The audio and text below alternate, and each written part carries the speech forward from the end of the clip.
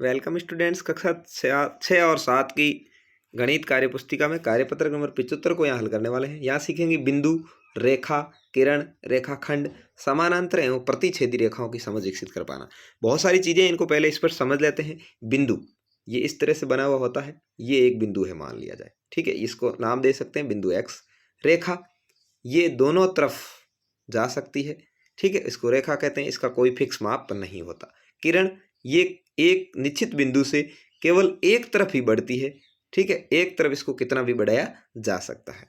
रेखाखंड, ये दो बिंदुओं के बीच में स्थित होती है। जैसे मान लिया जाए ये बिंदु ए है, ये बिंदु बी है, इसके बीच में एक खींचा गया एक रेखाखंड है। इसका मान फिक्स होता है, इसका माप फिक्स होता है।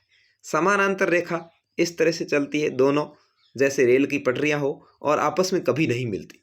प्रतिच्छेदी रेखाएं हैं, ये कुछ इस तरह से एक दूसरे को कहीं न कहीं जरूर काटती है। जैसे मान लिया इस तरह की ये रेखा है, तो भी ये एक बिंदु पर जाकर के आपस में एक दूसरे को प्रतिच्छेद करेगी, यानी काटेगी, एक दूसरे को पार करेगी, उसको प्रतिच्छेद रेखा कहते हैं। तो ये सारी चीज़ें समझ में आ गई। अब आप इनके सवालों का आंसर आराम से दे सकते हैं।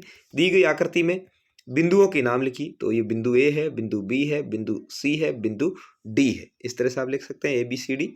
रेखाखंडों के नाम लिखिए, रेखाखंडों के नाम लिख सकते हैं। ए से सी एक रेखाखंड है, ए बी एक रेखाखंड है, सी बी एक रेखाखंड है और सी डी एक रेखाखंड है। तो इस तरह से मैंने ये 3 नाम लिखे हैं, आप ज़्यादा भी लिख सकते हैं। किरणों के नाम लिखिए। किरण हमेशा क्या एक तरफ ही बढ़ती है, तो ये किरण है, किरण सी डी, ठीक है। ये यहाँ सी बिंदु से स्टार्ट हुई है और इधर आगे तक जा सकती है, ये किरण है। बाकी सभी रेखाखंड है, ये किरण नहीं है, ध्यान रखिएगा। तो इस तरह से ये पहला क्वेश्चन होगा। दूसरा है, नीचे कुछ रेखा युग्म दिए गए हैं, इनमें से कौन कौन सी रेखाएं एक दूसरे को प्रतिच्छेद करेगी। प्रतिच्छेद का मतलब काटना। यदि हाँ, तो स्केल की सहायता से आगे और पीछे बढ़ाते हुए प्रतिच्छेद बिंदु लिखना है। देखिए, इसको आप आराम से समझ सकते हैं। पहली ये दोनों ही रेखाएं क्या है भाई, समानांतर रेखाएं।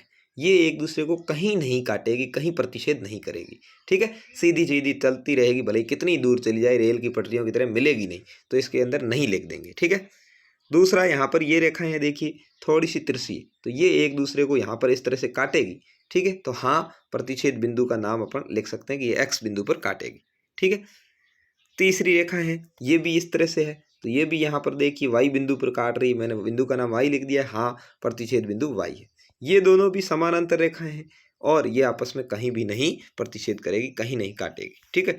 तो इस तरह से आपको इन रेखाओं को बनाना है और अच्छे से समझ लेना है कि प्रतिच्छेद रेखा क्या होती है, समानांतर रेखा क्या होती है, रेखाखंड, बिंदु, किरण आदि क्या है। धन्यवाद। जय हिंद, वंदे मातरम।